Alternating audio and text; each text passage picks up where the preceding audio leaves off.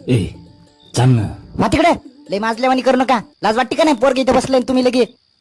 ठीक आहे चाल झोप आता. बंद कर ती टीव्ही. दादी फार बंद कर म्हणलं ना. नाही म्हणजे पाहिजे म्हणजे पाहिजे. तुझ्या माय मी तुझ्या सांग ना त्याला. मी नाही सांगेन बाई, तुम्हीच सांगा. तुम्हालाच पोरग पाहिजे होतं ना.